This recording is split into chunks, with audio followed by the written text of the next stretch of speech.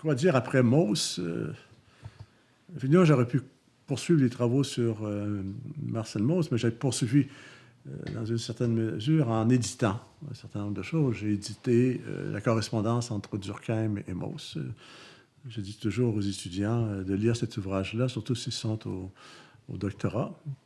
Peut-être parce que Mauss n'a jamais terminé sa thèse de doctorat. Ce qui était une grande tristesse pour Durkheim, mais aussi principalement pour la mère de Mauss, qui souhaitait finalement que son fils finisse sa thèse et qu'il se marie. Il ne va se marier, ce cher Mauss, après la mort de sa mère. Et comme disait sa mère, si tu tardes à te marier, tu risques de faire un mariage sot. Donc, il faut se marier plus tardivement, peut-être libéré du poids, disons, que pouvait exercer cette femme, qui était une femme forte, qui tenait une entreprise. Donc, le background de Marcel Mauss est intéressant, juste pour terminer. Son grand-père était rabbin, mais la femme du rabbin était petite industrielle. Elle avait une fabrique on appelait de broderie. Et ça se faisait tantôt dans l'atelier, mais principalement dans les campagnes. C'était les femmes à la campagne, les filles ou les mères qui faisaient la broderie. Et ça a bien réussi, de sorte que la mère de Mauss, donc la fille du rabbin, va prendre l'entreprise qui s'appelait au début Durkheim Broderie, elle va s'appeler Durkheim et Mauss Broderie. Et ils ont réussi financièrement. Et, il y a le frère de Mauss qui deviendra, disons, l'héritier de cette entreprise. Et Mauss, va peut-être profiter un peu de l'argent, mais sa mère lui reprochait non seulement de ne pas terminer sa thèse, non seulement de ne pas se marier, mais aussi de dépenser l'argent de la famille pour des bonnes œuvres qui étaient finalement le Parti socialiste, les coopératives, etc. etc. Donc, mais après cette étude sur Mauss, j'ai fait l'édition de sa correspondance. C'est bien de le lire parce que Durkheim donne des conseils à ce Marcel Mauss, plutôt bohème, qui ne respectait pas les délais. Et donc, c'est peut-être utile d'avoir un tuteur comme ça qui vous donne une certaine discipline de travail, qui vous rappelle, disons, des échéances, des choses comme ça. Donc, et après, j'ai édité ce qui me semblait indispensable, tous les écrits politiques de Marcel Mauss, qui était un militant du mouvement coopératif et un membre du Parti socialiste, même un journaliste du journal L'Humanité, qui a été créé par Jaurès, qui était un ami de Durkheim, mais qui était aussi un ami de Marcel Mauss. Et donc, vous voyez ce milieu. Et donc, c'est un ouvrage de 600 pages, donc, de texte qui date du moment où il était étudiant, plutôt marxiste. Étudiant collectiviste. Même quand il est devenu professeur, il suggérait aux étudiants, les étudiants, parce qu'il était journaliste au Populaire, les étudiants, pour être bien vu du professeur, arrivaient chez lui, parce qu'il recevait des fois chez lui avec le Populaire sous le bras. Puis, des fois, il disait, bon, vous devriez peut-être lire le Capital. En partant, il les taquinait parce qu'il voulait être socialiste. Il dit, au moins, vous allez apprendre une chose. Vous allez apprendre à lire l'allemand. Donc, un peu cet humour. C'est peut-être pas le marxisme qui est le plus important à comprendre, c'est d'apprendre l'allemand. Donc, il y avait un peu ce rapport. Et donc, c'est quand même un texte, une série de textes qui nous font découvrir le Marcel Mauss, puis politique. Et peut-être que...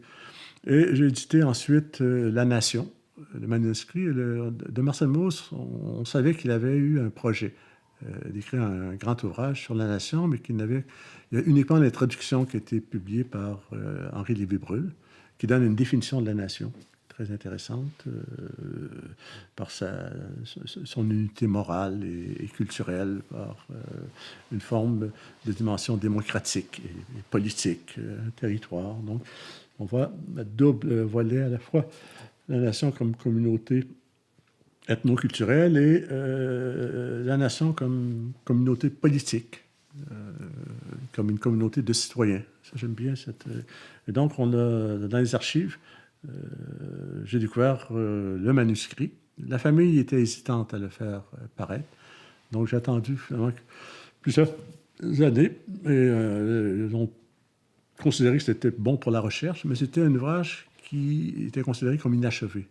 Et les ayants droit, donc le neveu, disait non, on ne publie pas des choses inachevées, de peur de ternir, disons, la mémoire du grand homme. Donc, il y a ses susceptibilités, ses résistances. Peut-être à raison, peut-être à tort, bon, tout dépend de la perspective. Et donc, là, ils ont décidé, on l'a publié avec beaucoup d'annotations. Et donc, cet ouvrage, finalement, c'est beaucoup de temps. Donc, je me suis aperçu, finalement, que j'ai consacré beaucoup de temps, beaucoup de données à l'œuvre de Mauss, mais avec toujours un sentiment de découvrir et de contribuer, finalement, oui, non seulement à la faire connaître l'œuvre, mais en même temps, moi, à approfondir ma connaissance de l'œuvre et à approfondir même ma conception, disons, du travail en sociologie et en anthropologie. Je veux dire. Et, donc, j'ai eu ce travail, disons, important d'édition, mais mon éditeur m'a dit finalement, il faudra faire un Durkheim maintenant. J'ai dit, tout a été dit sur Durkheim, mais il dit, il n'y a aucune biographie de Durkheim qui a été publiée en français, effectivement. La meilleure biographie de Durkheim datait de plusieurs années, une quinzaine d'années, a été écrite par Stephen Lux, de formation philosophique, mais anglais, et qui connaissait mon travail aussi sur Marcel Mauss. Il était à l'Institut universitaire européen, m'avait invité à présenter le travail. On avait eu... Oui, quand j'avais dit, bon, je vais faire quelque chose sur Durkheim, oui, il dit... il y a beaucoup de choses encore à dire. Et donc, l'éditeur a dit, bon, tu connais tout sur Durkheim, tu as sa correspondance, tu as l'ensemble des travaux, tu as connaissance de l'ensemble des Durkheimiens. Et j'ai dit, bon, je ferai aussi une biographie intellectuelle et collective en insistant, bon, l'aspect collectif est encore beaucoup plus difficile parce que ça mobilise là, tout un ensemble d'auteurs comme François Sémillan, Maurice Alvax, Célestin Bouteler. Bon, sont une quinzaine, là. Si tu les prends et tu dis, je vais les connaître, là, c'est plus compliqué. Mauss Durkheim, bon, ils étaient tous là au niveau de l'année sociologique, mais quand tu prends Durkheim, tu es presque obligé de... Donc, j'ai dit, bon, pourquoi pas, mais à condition que je puisse aussi avoir accès à d'autres archives. Donc, il y avait un peu ce sentiment de vouloir découvrir des choses. Donc, je suis allé dans les archives de l'université, la Sorbonne, et j'ai découvert des choses sur Durkheim comme administrateur de la Sorbonne. Il était membre du conseil d'administration de la Sorbonne. Imaginez-vous, est-ce qu'aujourd'hui, un Durkheim serait administrateur sur le conseil d'administration de l'Université Laval, de l'Université de Montréal? Inimaginable, quoi. Mais c'est vrai que ce n'était pas la même chose. C'était une réunion de 2-3 heures par mois. Mais quand même, il y avait un poste de pouvoir. Les nominations, les budgets. Bon, c'est peut-être autre chose à cette période-là. Ce n'était pas les grandes institutions. Mais bon, je suis allé aussi au consistoire de Paris. À Bordeaux, à Épinal, pour voir s'il n'y avait pas des choses au plan des archives, disons, des synagogues ou du consistoire. Moi, j'ai découvert toujours un certain nombre de choses. Donc, l'idée, c'était d'aller à la recherche, finalement, d'une nouvelle documentation. Je ne voyais pas, finalement, écrire en faisant uniquement une synthèse de ce qui avait été connu. Il faut dire que sur Durkheim, il y avait quand même beaucoup de textes qui avaient été publiés par la suite. Et donc, j'avais, au fond, cette exigence et cet avantage par rapport à Stephen Lux, son ouvrage, entre le moment où son ouvrage a été publié et le moment où je travaillais, il y avait tout un ensemble de documents qui avaient été publiés, donc des correspondances, au fond. Et encore aujourd'hui, j'ai terminé l'ouvrage, mais il y a encore des documents qui peuvent, par exemple, des gens qui ont découvert des notes de cours d'étudiants lorsque Durkheim était professeur dans un lycée, équivalent de fin de l'école secondaire. Donc, tu vois, ça alimente toujours, tu as toujours quelque chose oui, que tu peux découvrir. Bon, il faut à un moment donné arrêter la recherche. Il y aura toujours quelque chose qui se dira. Je pense qu'une biographie, surtout, est quelque chose d'un peu sans fin. C'est pour ça, peut-être, ça me demande beaucoup de pages maintenant pour l'écrire, parce qu'il y a une multitude, finalement, d'individus. Il y a une multitude, disons, d'institutions il y a une multitude d'événements qui se produisent. Et pouvoir en parler, d'en pouvoir en parler de manière intéressante, oblige finalement. Et il y a aussi, ce qui est le pire, une multitude de textes des auteurs, mais de ceux qui ont lu les textes au moment où ils ont été écrits, et de ceux finalement qui les reçoivent par la suite, au même moment et même jusqu'au... Et il y a toujours, juste pour vous donner un exemple, je suis allé à un colloque récemment et une partie du colloque qui était à Bordeaux portait sur, au fond, les lectures de Durkheim et Mauss lorsqu'ils étaient soit étudiants, soit profs à Bordeaux. Les lectures à la bibliothèque. Donc, on a un inventaire des livres, finalement, que Durkheim et Mauss ont pu aller chercher. Et combien de temps qu'ils les ont gardés, etc. Est-ce que c'est lié à leur cours? Est-ce que c'est lié à leur recherche? Et donc, on essaie de faire, finalement... Oui, l'auteur, le chercheur qui essaie de faire une relecture, finalement, des théories de Durkheim et Mauss à partir des ouvrages qu'ils ont lus. Bon, on sait quels sont les ouvrages qu'ils ont cités, mais ils n'ont pas cité tous les ouvrages qu'ils avaient lus. Bon, je suppose le problème, c'est quelle est l'influence d'un texte que tu as lu, et si tu l'as lu sans le citer, bon, etc., etc.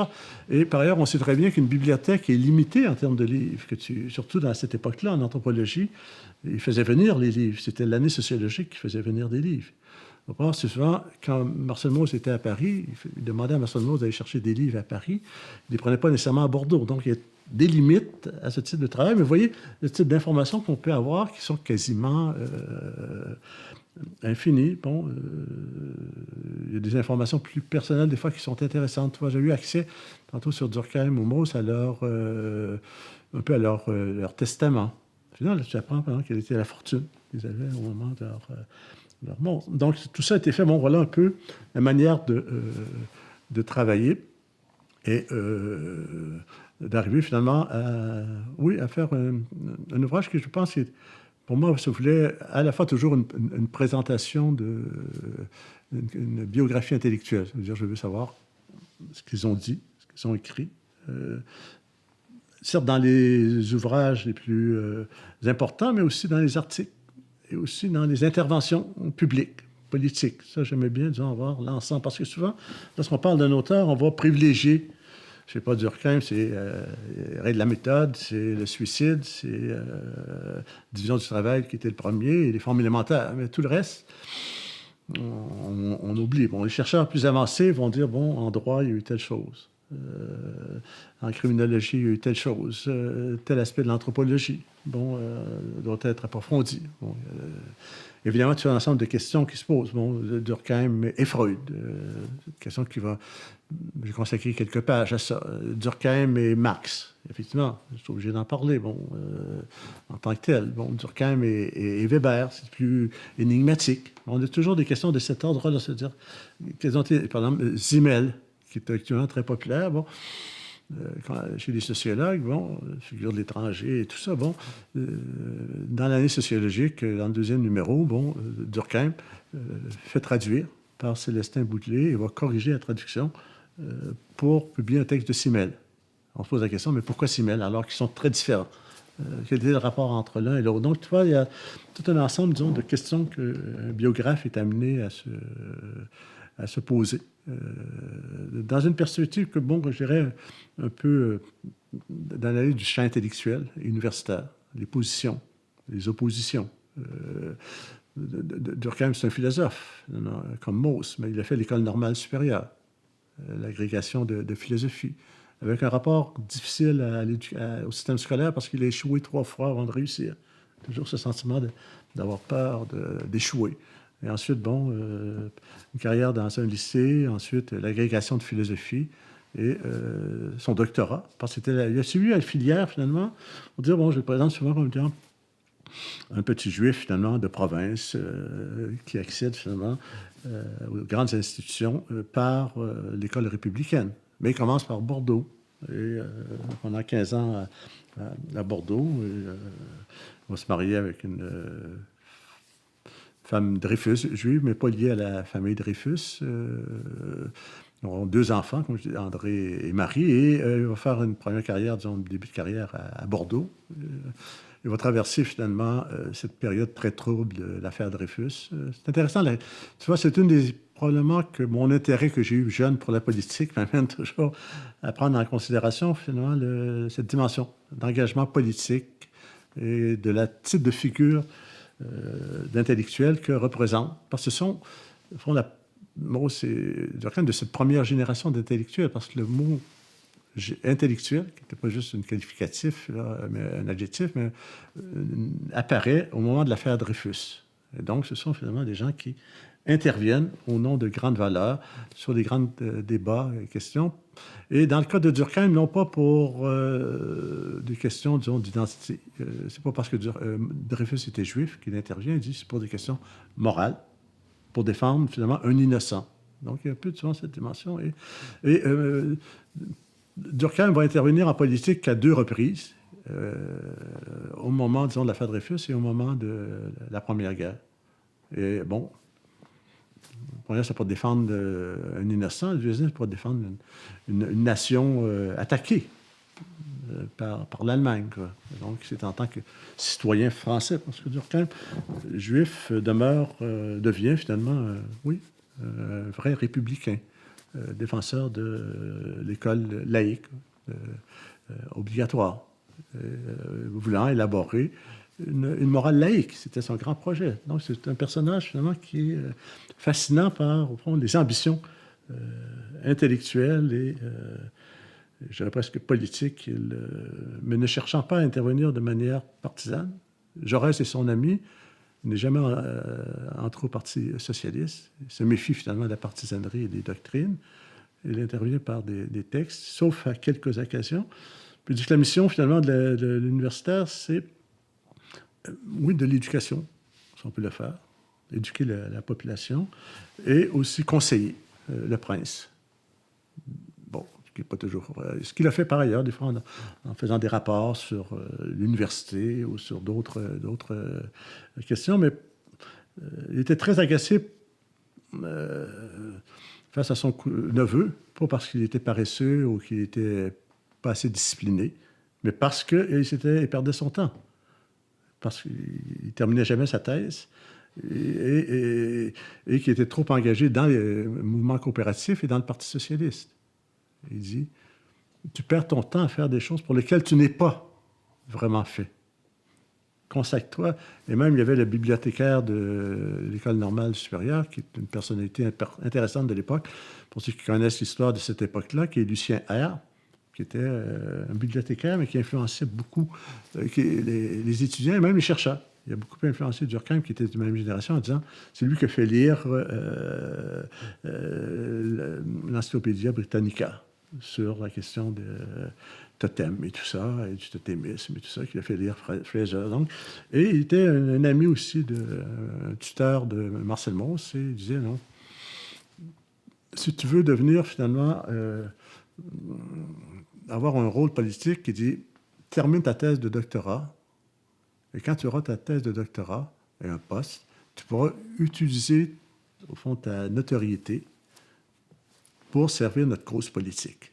Ce qui est aussi un peu le rôle des intellectuels. On se sert souvent, par exemple, pour écrire une pétition. Une pétition, vous prenez quelqu'un qui est connu dans son domaine et qui peut intervenir à l'extérieur de son domaine. Donc, c'est un peu la figure d'un intellectuel qui a été incarné par la suite par Sartre, Foucault et évidemment Pierre Bourdieu. J'aime bien cette figure de l'intellectuel qui intervient dans le cas de Bourdieu, peut-être moins. Moi, c'était aussi un militant. Un militant. Il n'a jamais voulu faire de la politique active. Un étudiant qui lui avait demandé pourquoi tu ne devenais pas député.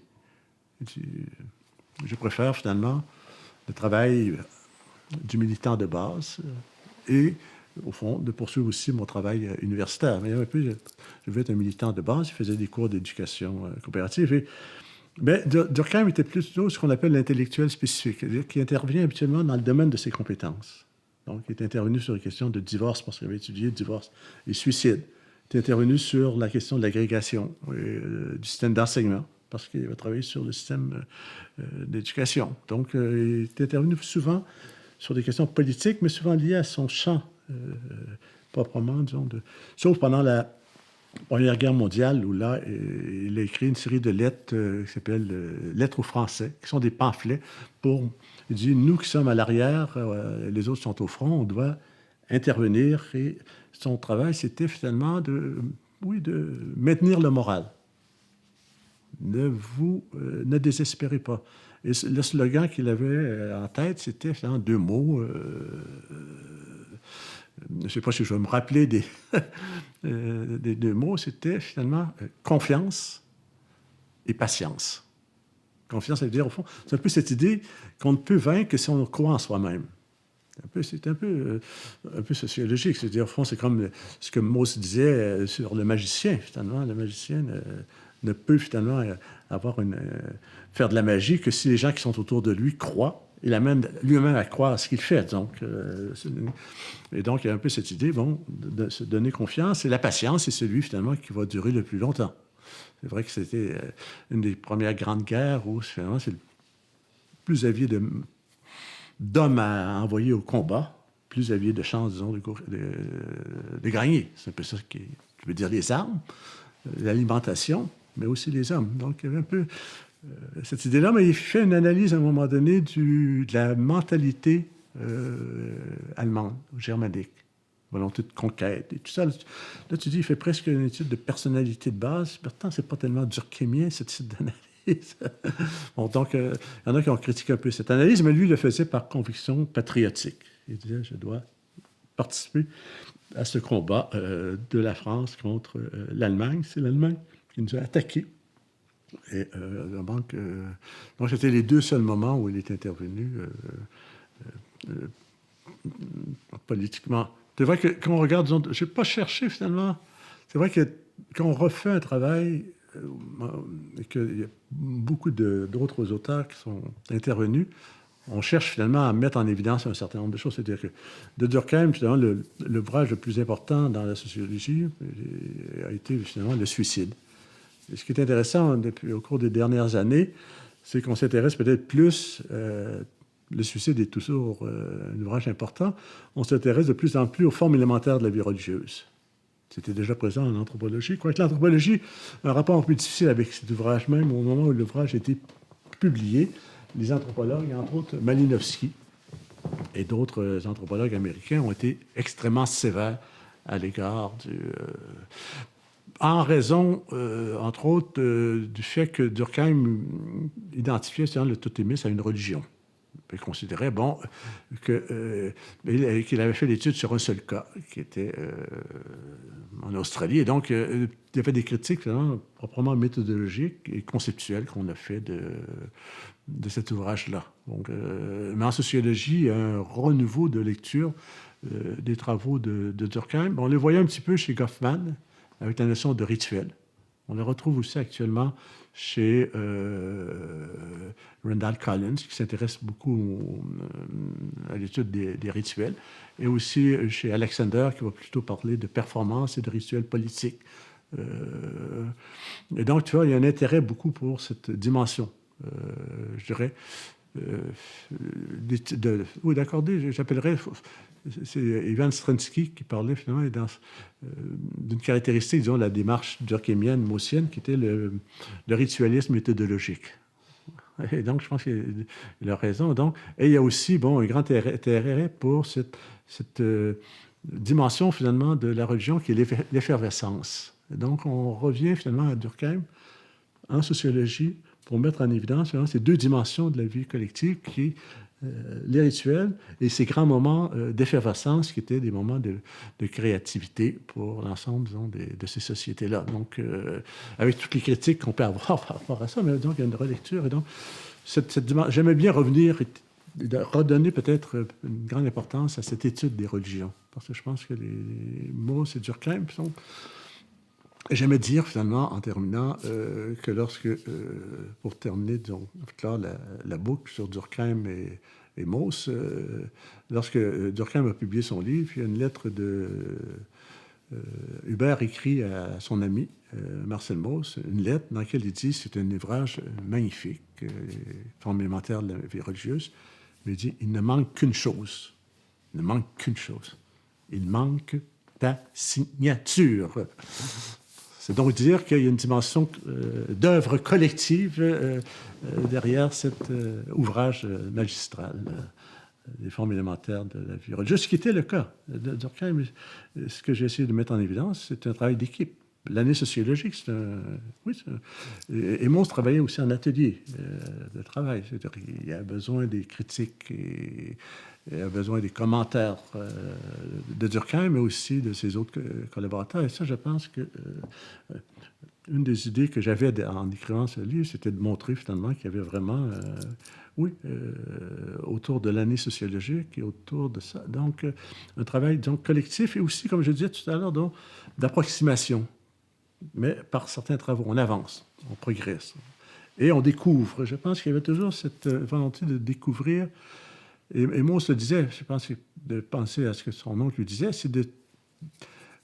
Un des objectifs, finalement, de la recherche, c'est toujours de découvrir du nouveau. Ça, je pense que si j'ai beaucoup aimé faire ce travail, c'est que j'avais l'impression de découvrir du nouveau, de le faire connaître, mais je pense que dans les recherches empiriques que j'ai fait aussi, il y a toujours ce... Je pense qu'il faut avoir ce sentiment de découvrir quelque chose de nouveau. Et quand on écrit, il y a aussi, il faut avoir ce sentiment presque quand on utilisait une plume, c'était plus simple de le dire. Bon, on tenait la plume, mais il y a toujours cette idée d'un peu de caractère un peu magique de l'écriture. C'est-à-dire que tu dis dans tes mots des choses qui vont pouvoir rejoindre et toucher finalement à la fois le cœur et le cerveau finalement